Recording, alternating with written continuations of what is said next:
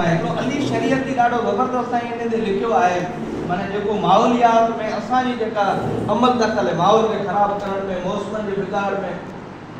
तो हुन ॾाढो ज़बरदस्त इहो लिखियो आहे त हिकिड़ो को हितां जो माण्हू हो उहो कंहिं तरीक़े सां हुन हिकिड़ो मफ़रूज़ो लिखियो आहे माना हू कंहिं ॿी दुनिया में वियो हुयो ऐं उते कंहिं लेक्चर वेठे ॾिनो कंहिं ॾाहे माण्हू शागिर्दनि खे त हीअ पंहिंजे पुठियां वेही रहियो त हुन ॾाहे माण्हू चई आउं दुनिया जे बारे में तव्हांखे ॿुधायां थो तो सभई शागिर्द तजस्सुस सां ॿुधण लॻा भई दुनिया छा आहे कि दुनिया ते हिकिड़ा माण्हू रहंदा जानवर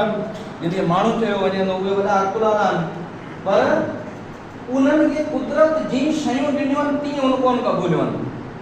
उन्हनि खे कुदरत रहण जे लाइ ख़ूबसूरत वण टिण ॾिना आहिनि पर हू छा कंदा आहिनि उन्हनि वण खे वढे सुकाए पोइ उन्हनि जा घर ठाहे पोइ उन में वेंदा आहिनि जीअं ॾिना ईअं उन्हनि कोन क़बूलिया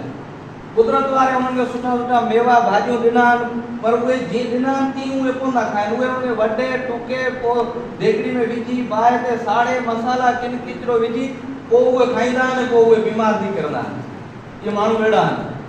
कुदरत जी माहौल जी वातावरण जी शयूं खुराक जूं असांखे ॾिनियूं आहिनि तीअं असां कोन क़बूलियूं आहिनि असां छा कयो आहे जो असां हुन में पंहिंजी का न का कारीगरी कंदा रहिया आहियूं ऐं नतीजे में छा थियो आहे जो असां पंहिंजे माहौल जी तबाही कई आहे ग्लोबल वार्मिंग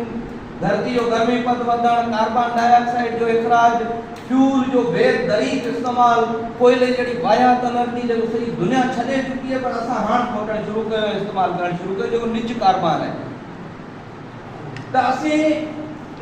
जेके असीं पंहिंजे पाण खे ॾाहा था कयूं पर हीउ मजमूई तौरु जेको सुधरियल समाज आहे इहो सॼी पंहिंजी माहौलियात जो हीअ जेके ॿोॾूं अचनि थियूं या ज़लज़ला अचनि था हीउ सॼो फितरत असांखां पलान थी करे असीं फितरत खे ज़लील कंदा पिया अचूं फितरत जा जेके मामला अचनि शयूं आहिनि उन्हनि में दख़ल ॾेई असां माना रुॻो ॿूटनि में ज़हर बाण दवाऊं ॾेई ज़मीननि में का ख़राबो कोन कयो आहे पर असां माना पंहिंजे माहौल में ख़राबो करे छॾियो आहे हाणे छा थींदो जो कुदरत में हिकिड़ी फितरत जे अंदरि बि हिकिड़ी शिदत ईंदी ज़ाहिर गर्मीपद वधंदो पाणी वधीक पाप थी मथे थींदो पोइ वधीक ककर ठहंदा ज़ोरदार बरसातूं पवंदियूं शदीद सर्दियूं पवंदियूं शदीद गर्मियूं थींदियूं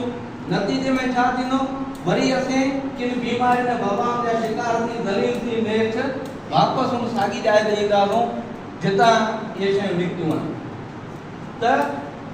असांखे अॻियां पुठि अचणो उते ई आहे जिते भूम सिंह अॼु बीठो आहे सो असांखे आउं इहा ई ॻाल्हि कंदुसि त थोरो या घणो इहो करणु खपे जो शयूं थोरियूं तब्दील कजनि जेका जीत मारण जे लाइ असां दवाऊं इस्तेमालु था कयूं उन्हनि हूंदा असीं जिते हींअर वोण पोखियूं पिया त हर प्लाट जे अंदरि 2-4 जेको हो जेकॾहिं संग बाजरी जा पोखे छॾियूं ऐं दोस्त जेके जीत आहिनि या दोस्त जेके झिरकियूं आहिनि ॿियूं आहिनि उन्हनि खे घुराए सघूं था पंहिंजे फ़सुल जा जेके ज़हरीला जेके आहिनि नुक़सान ॾींदड़ जीत उन्हनि खे खाइण ऐं ख़तमु करण जे लाइ त इहे असांखां इलाही सारियूं शयूं असांजे ज़हर जे करे असां दुश्मन कीड़नि सां गॾु असांजा जेके दोस्त जीत आहे उन्हनि खे बि असां मारे ख़तमु करे छॾिया असां वटि न पोपट रही न कोयल रही न तोतो रहियो त इहे शयूं जेके हुयूं इहे असां आहिस्ते आहिस्ते ख़तमु करे कंदा वियासीं सो उन लाइ असांखे थोरो